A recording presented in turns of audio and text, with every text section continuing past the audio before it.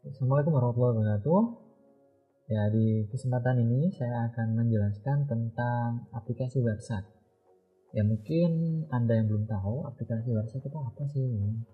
Kemudian Anda yang backgroundnya dari SMA, kemudian masuk di perguruan tinggi, salah satunya masuk ke Poltek, Anda ada mata kuliah jaringan komputer, ya. Lalu Anda dikenalkan aplikasi WhatsApp. Nah, apa ya aplikasi WhatsApp itu ya? Aplikasi WhatsApp itu merupakan aplikasi yang digunakan untuk menganalisa protokol jaringan. Ini jenis aplikasi network protocol analyzer.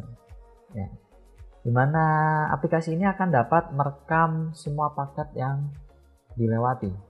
Jadi apapun paketnya, baik itu paket ICMP, UDP, TCP, ya, apapun paketnya lewat melalui sebuah interface, baik interface-nya itu pakai LAN atau pakai WiFi, ya. Jadi seperti itu. Nah, kemudian cara kerjanya seperti apa ya? Nah, jadi cara kerja dari aplikasi WhatsApp ini ya, jadi dia itu merekam semua paket yang terlewat dari sebuah interface ya. Dimana interface-nya itu yang terhubung dengan sebuah jaringan meliputi WiFi atau Ethernet atau LAN card-nya. Nanti hasil rekaman itu dipergunakan untuk menganalisa protokol yang ingin dianalisa. Yang mana protokol yang terekam di situ ada TCP, HTTP, UDP, ya, kemudian ICMP gitu. Jadi kita bisa menganalisa. Nah, yang dianalisa apa? Salah satu contohnya tentang QoS, Quality of Service. Jadi untuk menganalisa kualitas dari sebuah jaringan. QoS ini ada parameternya, ada 4 ya, kurang lebih. Ada delay, ada throughput, ada packet loss ya, ada jitter, seperti itu. Nah, ini gambaran tentang WhatsApp. Lalu bentuknya kayak gimana sih aplikasi WhatsApp ya? Jadi bentuknya itu seperti ini ya. Di sini Anda perlu menginstal WhatsApp-nya terlebih dahulu biar Anda dapat gambaran tentang penggunaannya. Kita jalankan dulu aplikasi WhatsApp yang telah terinstall ini. Di sini ini yang saya gunakan WhatsApp seri 3.2.6. Ya, mungkin cukup terbaru ini. Lalu Anda mungkin juga bisa pakai seri yang 1.10 ya, biar lebih ringan mungkin ya. Jadi sebenarnya beda tampilan saja ya dengan aplikasi yang seri terbaru. Nah, di sini ada pemilihan interface-nya ya. Nah, kita mau menggunakan interface apa? Ada interface Wi-Fi, kemudian ada interface LAN ya. Jadi karena saya terhubung dengan jaringan internet ini menggunakan WiFi, nah berarti saya harus memilih WiFi gitu ya. Lalu kita akan coba melakukan capturing. Nah, kegiatan kita adalah melakukan ping. Nah, kita buka CMD dulu ya, lalu kita lakukan ping. Kita tulis ping youtube.com. Kemudian kita kasih main T, kenapa? Biar secara terus menerus melakukan pengepungan. Kita enter, lalu kita capture dengan cara mengklik start capturing packet atau simbol warna biru ini kita klik. Nah, ini proses pengcapturannya.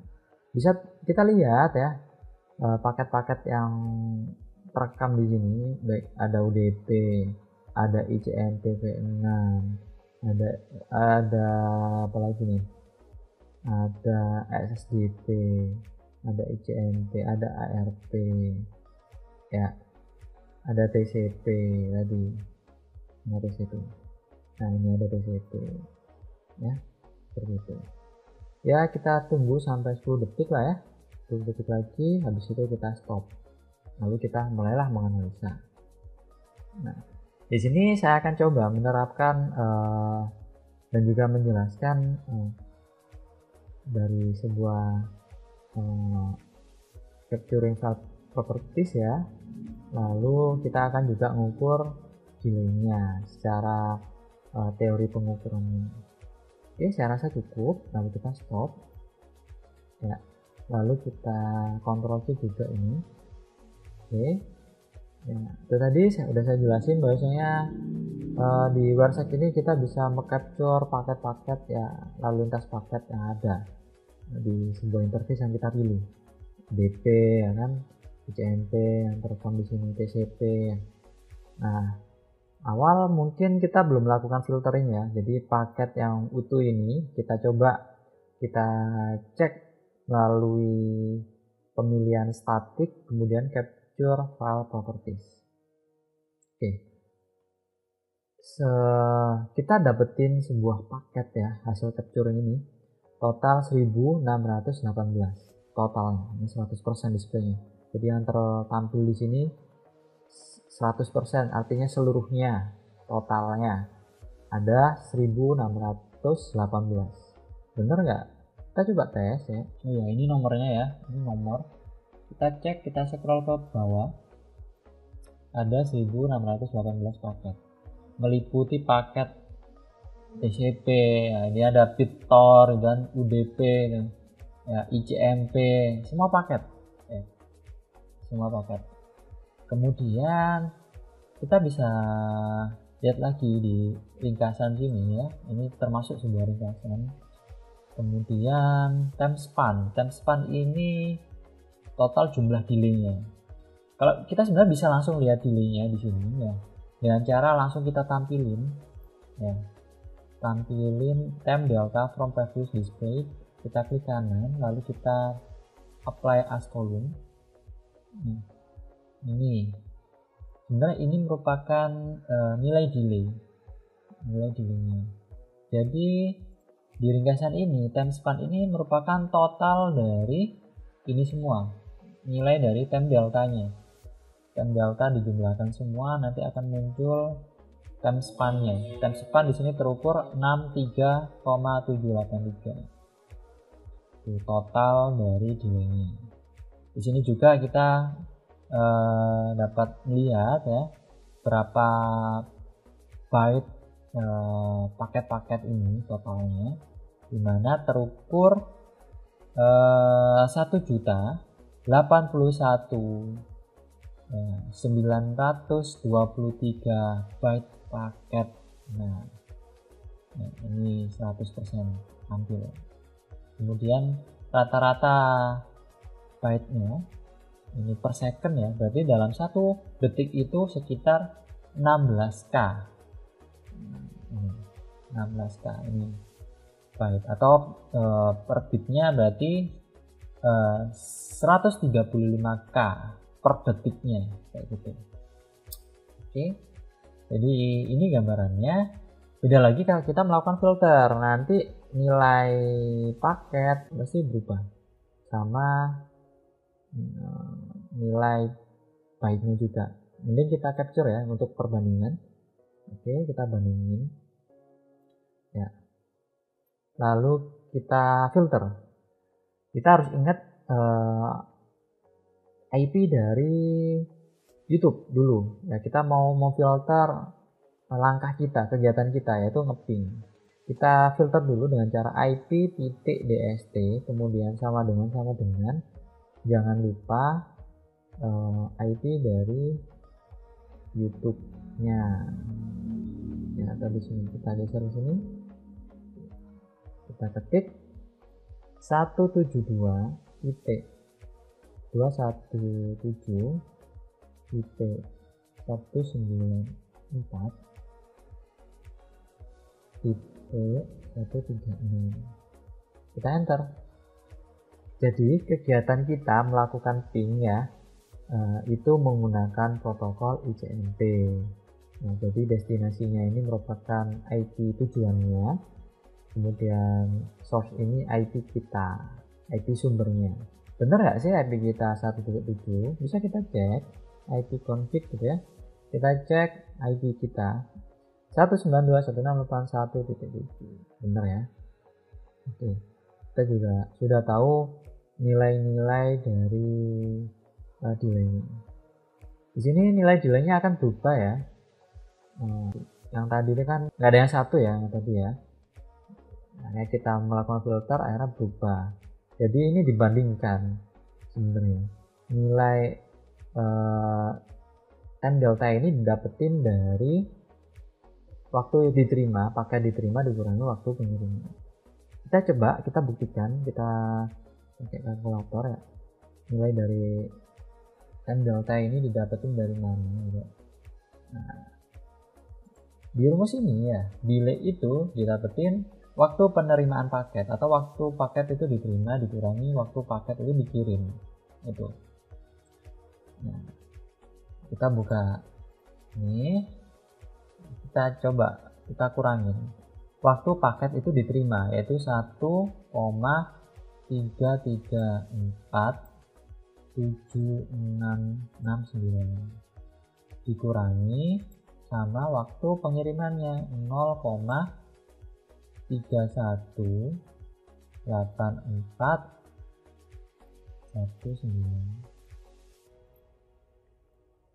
Bandingin, ternyata sama ya. Maka itu, seperti yang saya bilang, bahasanya time delta ini merupakan delay-nya, delay dari yang didapetin per paketnya. Nah, kenapa kok ini nilainya 0 ya? Karena paket yang pertama ini didapatkan hanya mengetahui waktu diterimanya, waktu pengirimannya nggak tahu gitu, makanya langsung dianggap 0, delaynya 0 gitu. Beda dengan yang data ini kan data yang diterima, diterima, dimana waktu penerimaannya ini dikurangi waktu pengirimannya, maka akan ketahuan. Jadi seperti itu. Oke. Lalu kita coba bandingkan lagi ya. Ini kita close, karena kita sudah melakukan analisa, kita coba kita klik static capture file. Oke. Nah, akhirnya semua berubah. Yang berubah adalah pakai data. Ya, kita coba snapping, kita bandingin. Oke. Paketnya jumlahnya 63, dimana ini 3,9%. Ya, kalau total paket yang di capture ini total paketnya. Karena kita memfilter ya hanya protokol ICMP saja ini, maka yang tertampil paketnya 63. Oke, ini 63. Kemudian time span-nya itu tetap ya, nggak ada yang berubah ya. Dibandingkan ketika kita sebelum melakukan filter ya, time span-nya tetap. Kemudian yang berubah lagi byte-nya. Nah, tahu data-datanya, data bitnya yang terlewat di situ yang kita capture. Jadi totalnya cuma 4.662 atau 0,4%. Sisanya tetap ya, nggak ada yang berubah. Over TPS dengan average packet size nggak ada yang berubah. Oke. Kita sekarang sudah membuktikan nilai delaynya ya, delay atau kita ngukur delaynya itu kayak gimana. Kalau kita langsung secara tanpa perhitungan langsung dari websitenya ya, kita tinggal lihat time deltanya itu delaynya gitu kan. Lalu kita akan convert data-data ini ya, kita convert dulu ke bentuk CSV. Buat apa ya? Biar kita mempermudahkan lagi untuk menganalisanya. Oke, kita klik file, lalu kita export paket di sectionnya, kita pilih SCSV, kita klik, lalu kita pilih uji, kita tulisin uji 1 misalnya .csv. Sudah, kita buka melalui Excel, kita jalankan aplikasi Microsoft Excel. Oke.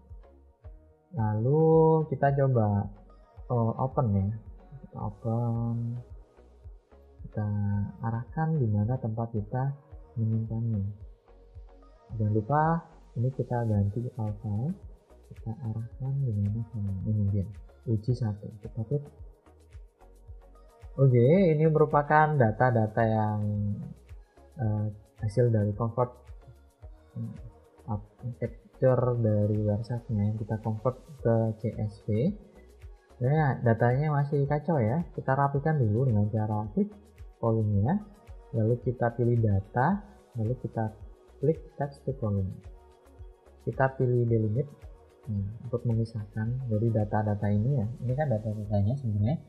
Nah, di mana per data ini ya, itu terpisah koma. Jadi kita tinggal pilih parameternya yaitu koma. Nah, nanti data-data itu bakalan terpisah sendiri. Mana yang untuk nomor, mana yang untuk time, mana yang untuk kolom source ya, kayak gitu. Kita klik finish. Nah, ini data-data yang telah dirapikan. Ya. Kita bisa rapikan lagi. Oke. Karena saya menggunakan time zone-nya Indonesia, maka di sini kan satuannya delay itu second ya, ini second. Jadi ini 0,00 second atau detik. Di sini 1,01635 detik.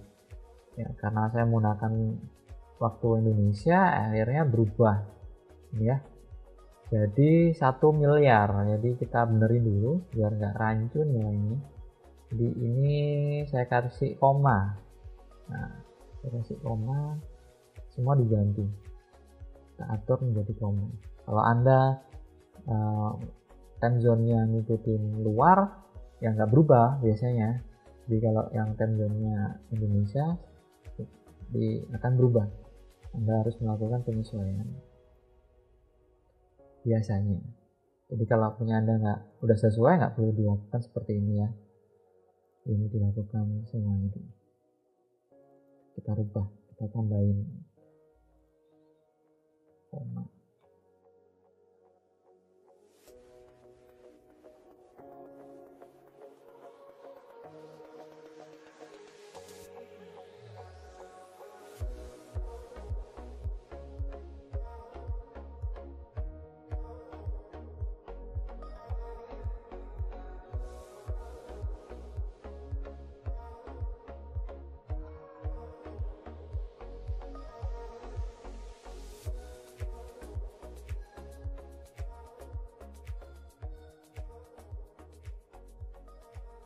Jadi di sisi time di sini juga perlu dilakukan pergantian karena ini masih dianggap menjadi 1 juta, padahal bukan ya, 1,33. Ini saya ganti dulu.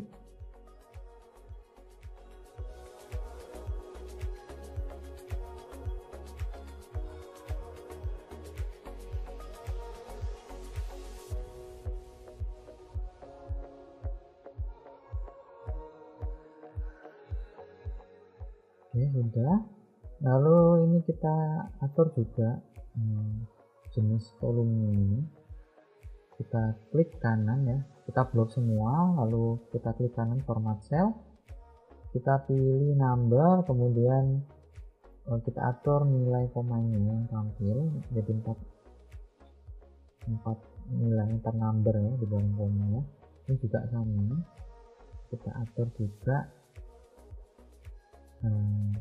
number, kita pilih 4. Oke.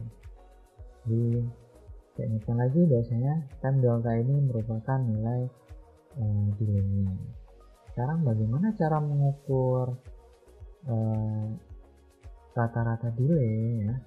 Jadi kalau misal delay di paper ini, delay rata-rata itu total delay-nya dibagi total paket yang diterima ya. Oke. Kita akan coba kita mencari rata-rata delay. Kita hitung dulu total delay-nya, total delay gitu ya. Kita hitung dulu. Kita kasih formulanya sama dengan sum ya. Lalu kita jumlahkan semua ini untuk menghitung total delay-nya. Oke, kita enter. Ini total delay-nya. Kemudian jumlahnya data ini berapa ya. Jadi ini kan nomor-nomor ini berdasarkan urutan capture-nya ya. Jadi kita ganti dulu, kita urutkan. Jadi biar datanya berurutan.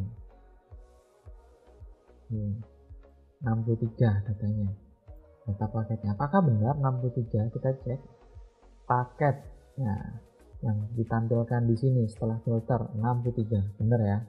63 berarti rata-rata delay. Kita bisa main pembagian ini, total delay dibagi dengan ini jumlah paketnya, ketemu 0,992 second. Ini detik ya, atau kita buat milisecond, jadi tinggal ini dikalikan dengan 1000.